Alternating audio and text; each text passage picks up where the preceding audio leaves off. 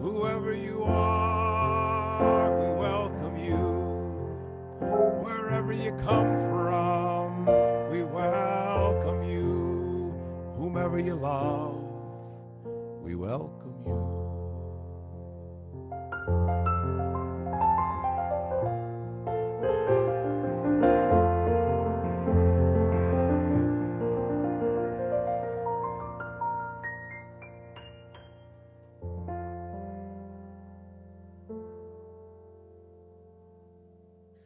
Good morning. Welcome to the Unitarian Universalist Church of Kent. I am the Reverend Stephen Protzman, coming to you live from our church sanctuary. Thank you for joining us this morning as we gather virtually once again, a spiritual community that seeks to be diverse and inclusive as we inspire love, work for justice, and grow together in community. Whoever you are, wherever you are this morning, we welcome you. May our time together be filled with joy, with belonging, with hope, and with the promise of who we can be together. We extend a special welcome to our visitors, especially the members of the UU Church of Utica, New York, and their minister, my friend and colleague, the Reverend Aaron Dyke-Holly, who are visiting today. Thank you for worshiping with us this morning.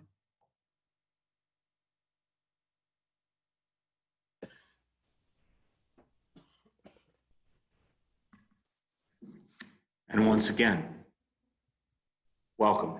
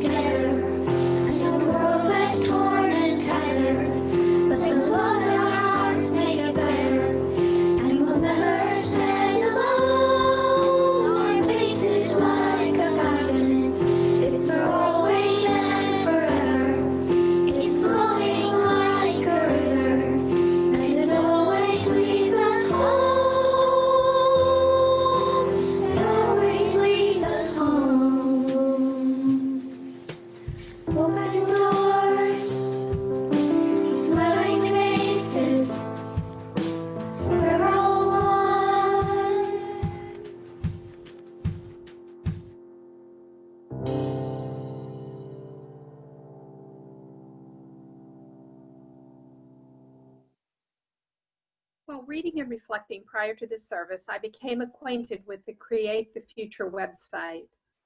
It is a website I hope that each of you might visit, as it is a full of beautiful yet challenging ideas for everyone to consider. Create the Future focuses on establishing favorable conditions that begin and end with bringing out the best in people versus focusing on stuff, and realizing that together we have everything we need. The reality of our world, especially in view of the recent murder of George Floyd, has caused me to feel less than hopeful about how we can possibly create a positive future. Yet I know that we must try to create those favorable conditions, and I believe that it is only in community that we can do so. Our congregational governance is one of the primary reasons that I converted from Catholicism to Unitarian Universalism. Bound by our 7 principles, we come together not only to plan our future, but to work to uphold and strengthen our beloved community. As John Schaar, a renowned political theorist, wrote, "The future is not a result of choices among alternative paths offered by the present, but a place that is created first in the mind and will, created next in activity. The future is not some place we are going to, but one we are creating. The paths are not to be found, but made. And the activity of making them changes both the maker and the destination. Come, let us worship together as we create a future that not only brings out the best in each of us, but one that will shine a light on our common humanity." In the spirit of deepening our connections, creating a sense of belonging, and offering each other support and compassion as our life journeys as individuals and the community continue, we take time now to share our joys and concerns, our struggles and achievements, our hopes and dreams with one another. Please use the chat box now to share your joys and concerns. We send congratulations to the Roosevelt seniors who graduated last night. Yay! We hold in our hearts Sylvia, who lost her sister, Vivian, who lost her husband.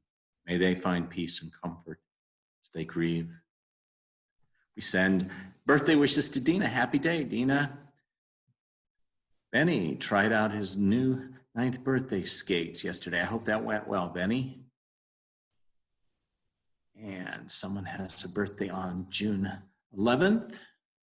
One of the Romes. Raylyn, happy day in 12 days. Okay.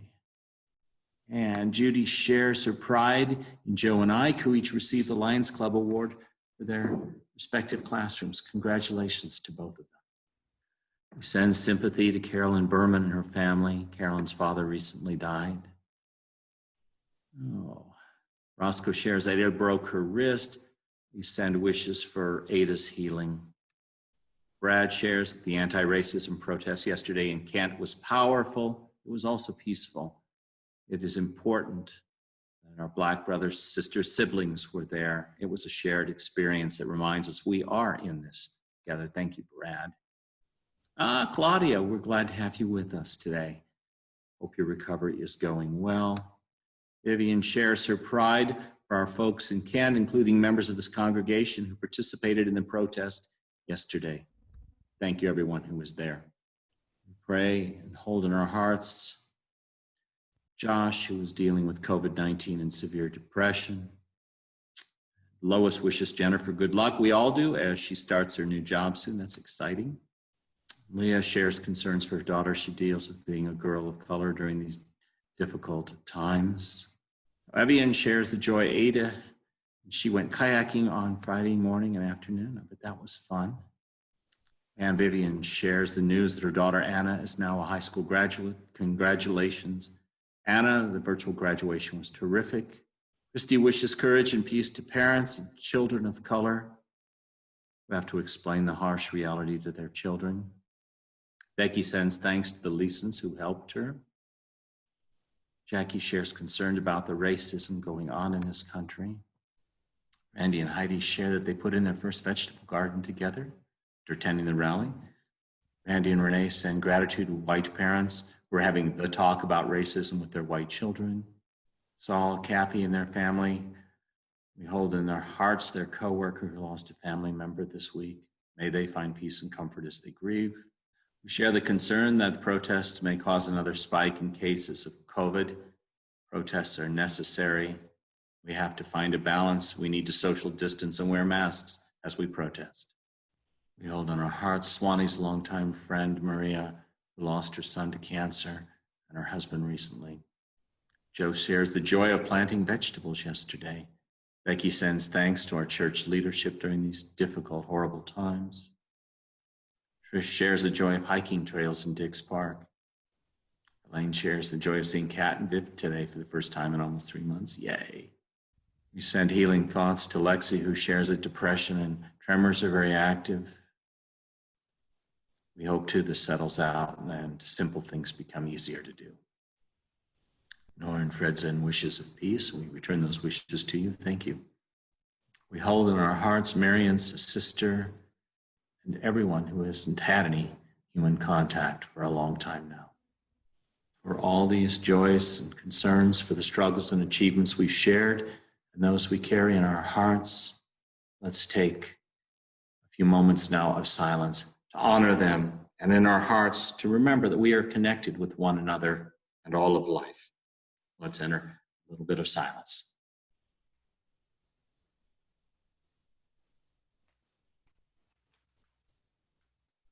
I invite Reverend Aaron to offer a pastoral prayer.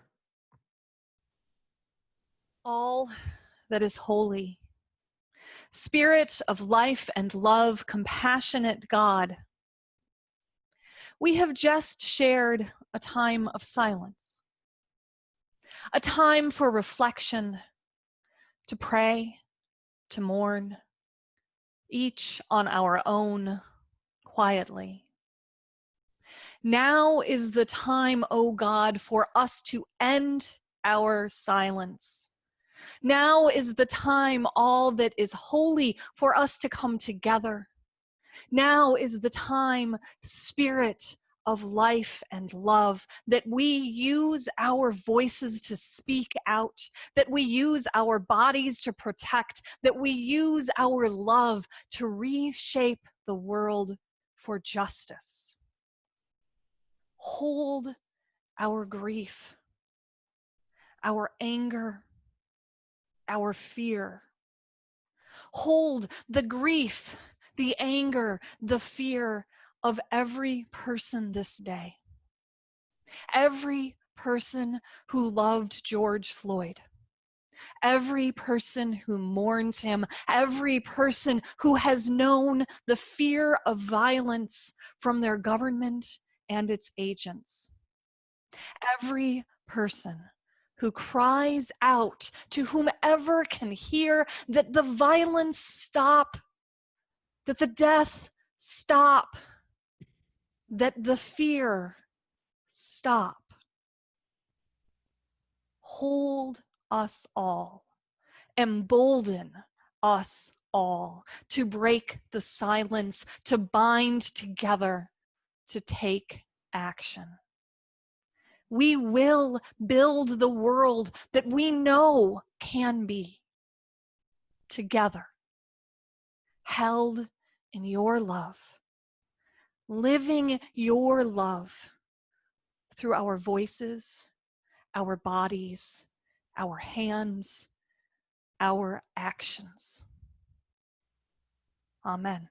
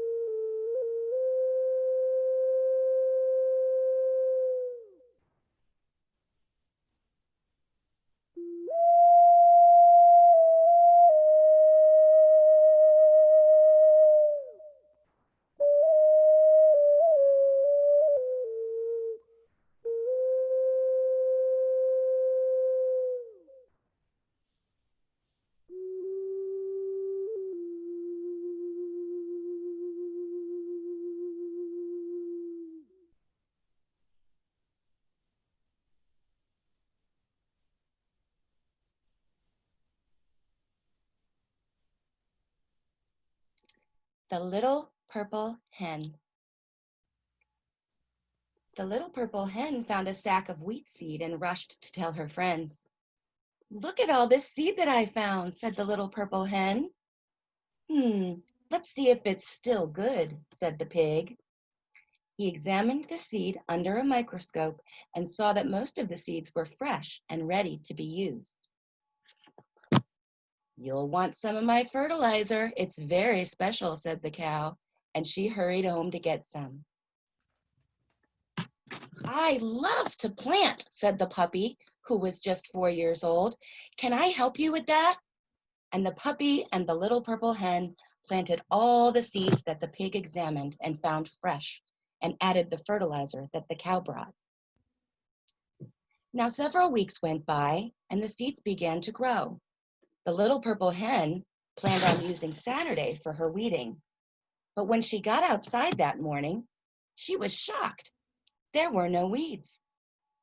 "That must be some fertilizer," she thought. And just then, Farmer Jane wandered by. "Farmer Jane, all the weeds are gone from my garden, or from my planting. They just disappeared." "Yep, they sure did," said Farmer Jane. "You know, it's funny.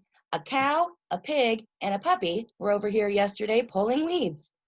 And now I'm an expert on weeds, so I helped to find them. I showed them what to pull and what to leave." "Oh, thank you," Little Purple Hen said. And the weeks went by, and the sun ripened the wheat until it was ready to harvest. The Little Purple Hen got up early Saturday morning and went down to her garden, and wouldn't you know, there was Farmer Jane, pig, and cow already there. And someone else was there. "This is my friend Cat," said the pig, "and we're here to help harvest." "Well, it's nice to meet you, Cat," said the little red purple hen. "Oh, I love a good harvest," said the cat. And they worked together harvesting the wheat, and they discussed getting the wheat ground into flour. "You know," said Cat, "I have a brother-in-law who owns a granary." So she called him up, and he said he'd be happy to let them use his grinding machine after hours. "I'll take it over there," said Farmer Jane. "But we want to go with you," said the friends. And so they all went over to the granary, and while the machine worked, they ate pizza. Cat's brother-in-law joined them. "And so you know," he said, "I have a friend that owns a bakery. He has big ovens. Maybe we could use them." "Wow," said the little purple hen. "I just planned on making 1 loaf of bread. But with all of this grain that we harvested, and if we could use big ovens, we could make so many more loaves." A few days later, Little Purple Hen, cow, and pig, and puppy, and Farmer Jane, and Cat's brother-in-law, all met at the bakery of Cat's brother-in-law's friend, Horse. They mixed the dough and let it rise and baked it in giant ovens. They kept doing this over and over again, and at the end of the day, they put the last loaves in the oven and began counting the ones that were cooling on the counter. "When all is said and done, we'll have 267 loaves," said the pig. They all looked at each other in amazement. "Well, of course we'll take some of the bread," said the little purple hen. "But there's so much. What will we do with it all?" Puppy said, I know of a homeless shelter that could use some fresh bread." Farmer Jane said, I know. There's a protest happening tonight, and I wonder if the protesters could use some nourishment. We could take some bread to them." Little Red Hen said, I know. There's a food pantry up the street from me. They have big freezers, and we can take bread, and they can freeze it so that they can eat it later. Cow said, oh, wait, I know. There's a family up the street from me that could really use some help with food, and I bet they would be very grateful for some loaves. And one by one, our cast of characters came up with ways to share their bread.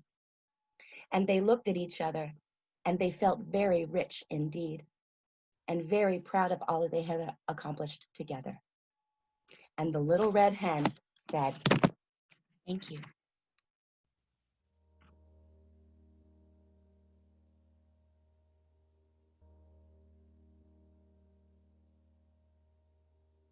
The first reading today is an excerpt from Inclusive Evangelism by Robert W. Carnan.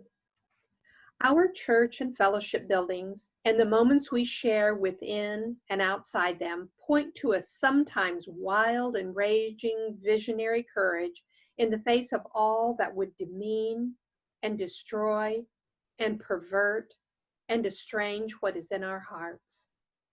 There is no more critical task for our lives than the courage to love and to be there honestly and fully for one another.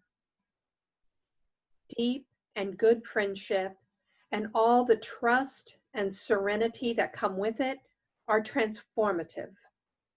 Deep friendship makes a healthy life possible, even likely. It makes for peace and for strength in facing the hardest issues. Doing what we can for what is right, just, and fair here where we live is the most powerful social justice force on earth. The quality of love and goodness we expose from our sometimes reluctant hearts will change the world. Our task is not to make more UUs, or to make bigger congregations, or to raise greater gobs of money. It is to heal and inspire, to open and to remake, and thus change what is sorry to what is a joy. It is why we gather in the spirit of love and justice. It is why one gives one's life in service to what can only be described as invisible and intangible, but which is also the most powerful force of all. Are all too human, sometimes faltering, sometimes complete, sometimes painful and sad, sometimes serene and laughing love. That speaks, if anything at all does, with the voice of God.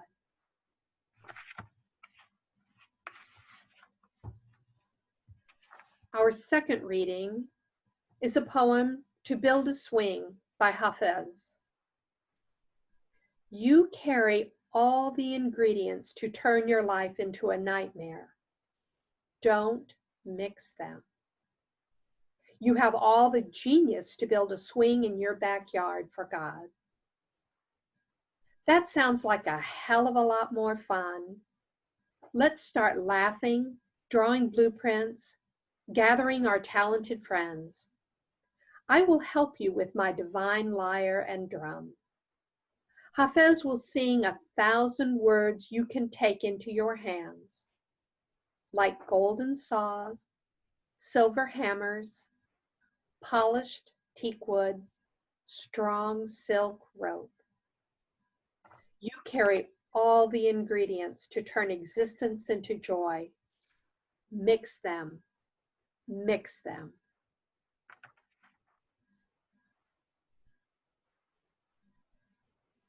Thank you, Camille.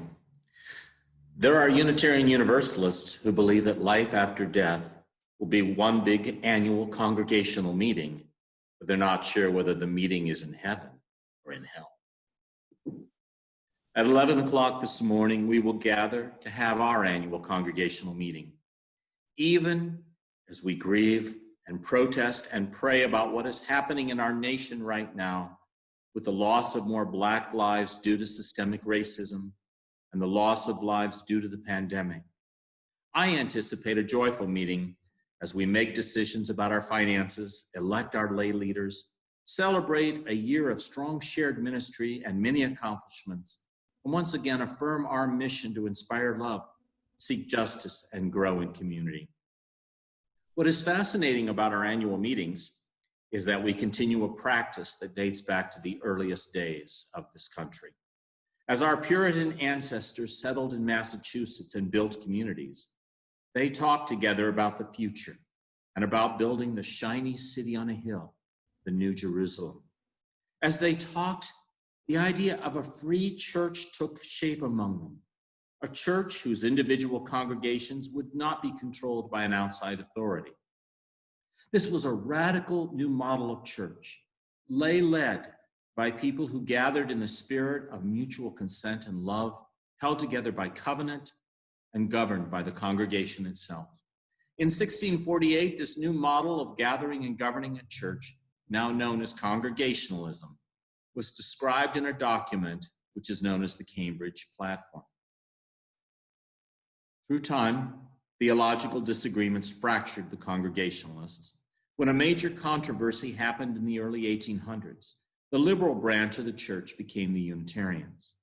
The Unitarians rejected the conservative Calvinist theology, the conservative branch of the church, but the Unitarians kept the Congregationalist governance practices. Today, almost 400 years later, we still practice this form of democratic governance in our congregations. Governing ourselves is such an important part of our liberal tradition that it is enshrined in our 7 principles as principle number 5, the use of the democratic process within our congregations and in society at large. And this morning, as our Puritan and Unitarian ancestors did, we will gather to conduct our congregational business. As we do, we will hold before ourselves our vision for the future and ask the same question the Puritans first asked 400 years ago: who shall we be together? Before we reflect on that question, let's remember who we've been this past year. It has been a year where we did a lot of excellent ministry together. In spite of the need for physical distancing when the coronavirus crisis started and live streaming services, as well as using Zoom for our meetings, activities, and connections, the year has run smoothly and our ministry continues to thrive and grow. With the pandemic, you were invited to step up to our shared ministry even more, and you have done so, each of you sharing your gifts and selves in order to help us thrive, live out our mission, and care for one another. I am pleased to report to you that we are vibrant and healthy, we work and play together well, we are financially stable, and we are living out our mission to inspire love, seek justice, and grow in community. Thanks to your generosity and the generosity of Olive Hobbs Estate, we will begin construction on our new social hall soon and realize a dream this congregation has had for a long time. The most remarkable thing we did this year, though, was to become a 21st century church. But it's not because we're using Zoom and social media. It's because of our ability to adapt quickly to a rapidly changing world. Who would have known 6 months ago how different things would be and how quickly we would be required to change in order to protect our health and well-being and continue being a vibrant spiritual community? This ability to adapt quickly will serve us well in times to come as life continues to challenge our community to discover new and effective ways of thriving, of being who we are called to be. In the first reading, Robert Carnan says, "There is no more critical task for our lives than the courage to love and to be there honestly and fully for one another. The quality of love and goodness we expose from our sometimes reluctant hearts will change the world. Our task is not to make more UUs or to make bigger congregations or to raise great gobs of money. It is to heal and inspire, to open and to remake, and thus change what is sorry to what is a joy. It is why we gather in the spirit of love and justice." Not that we would object to growing our numbers, our congregations, and raising lots more money, but these are simply means to the greater end of living out our Unitarian Universalist faith, enabling ways of being that will help us bring about the world we dream of, a world where there is peace and justice, ways shaped by the choices we make. What will we choose? Hafiz says, "You carry all the ingredients to turn your life into a nightmare. Don't mix them." You carry all the ingredients to turn existence into joy. Mix them. Mix them. Even in these challenging times where there are so many unknowns and fear, anxiety, and worry are a part of day-to-day life. As individuals and a congregation, we do carry all the ingredients we need to turn our existence into joy. Let us keep mixing these ingredients to create joy, the deep joy that comes as we live fully and grow spiritually. The joy of committing our lives to creating a world where Black lives do matter, and we work for justice so that no more Black lives are destroyed because of racism and our culture of white supremacy. No more unjust deaths like George Floyd, or Ahmaud Arbery, or Breonna Taylor, or Eric Garner, and so many more. There's the joy of working to save our planet and mitigate the damage of human-caused climate change so that future generations have a safe, beautiful home. There's the joy of opening our hearts and our doors to all the people in our community who need the grocery and gas cards, protective masks, lovingly cooked meals, the music, the love, the compassion, the hope we have to freely give. And the joy of truly living our covenant to dwell together in right relationship, extend hospitality, nurture community for all ages, encourage spiritual growth, honor diversity, and practice kindness. 2 years ago, during my second candidating sermon, I asked you, are you ready to say life, yes, as life calls us toward a future that is ours to dream and to create together? Today, with even more confidence in our shared creativity and vision, our imagination and our faith, our energy and our abundance, I ask, are you willing once again to say yes, as life calls us to continue to gather in the spirit of love and justice, to heal and inspire, to open and remain, to mix all the ingredients we have to turn existence into joy?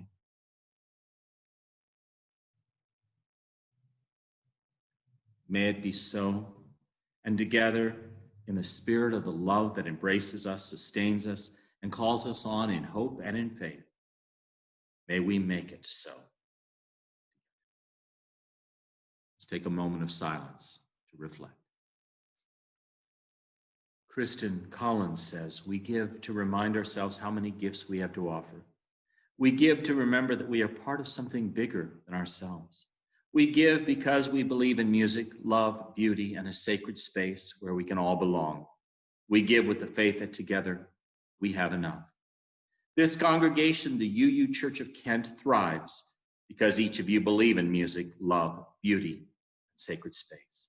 In spite of the need for physical distancing, we are strong as a community and able to be together virtually for worship, for community, for shared ministry. This and everything we do together is supported by each of you through the gifts of your time, your talent, and your financial donations.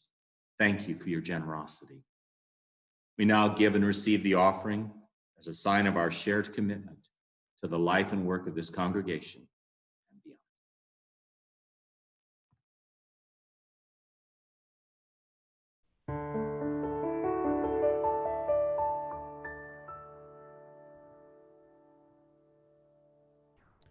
Our home is the love that sustains us. Do you know what I mean when I say love? Do you know what I mean when I say love? Our home is the beauty between us. Do you know what I mean when I say beauty? Do you know what I mean when I say beauty? It's our time of living here in the house of memory and hope. She's seen us through the changes in the timelessness of ages. We rest in the living here. We rest in the loving here. We rest in the being here. Our home is the peace that defines us. Do you know what I mean when I say peace? Do you know what I mean when I say peace? Our home is the God that delights us. Do you know what I mean when I say God? Do you know what I mean when I say God? It's our time of living here in the house of memory and hope. She's seen us through the changes in the timelessness of ages. We rest in the living here. We rest in the loving here. We rest in the being here. Our home is the moment we gather, we gather. Our home is the moment we gather, we gather. Do you know what I mean when I say home? Do you know what I mean when I say come home? It's our time of living here in the house of memory and hope. She's seen us through the changes in the timelessness of ages. We rest in the living here. We rest in the loving here. We rest in the being here.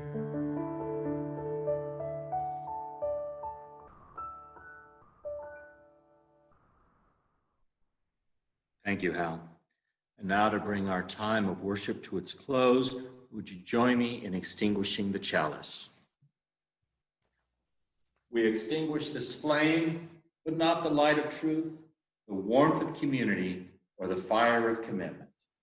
May we carry these in our hearts and in our minds until we are together again. These are the words of the Reverend William Murray. These are the days that have been given to us. Let us rejoice and be glad in them. These are the days of our lives. Let us live them well in love and service. These are the days of mystery and wonder. Let us cherish and celebrate them in gratitude together. These are the days that have been given to us. Let us make of them stories worth telling to those who come after us. And now, blessed by this time together and guided by our vision to be a community of people who seek to do justice, love kindness, transform, heal, and bless our world, let us go forth in joy and in hope to continue inspiring love, seeking justice, and growing in community. May it be so. Blessed be.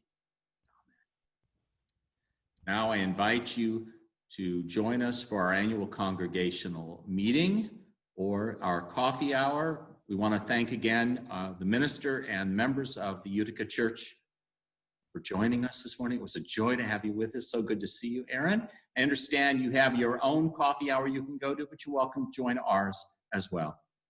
Now for our song of blessing and sending.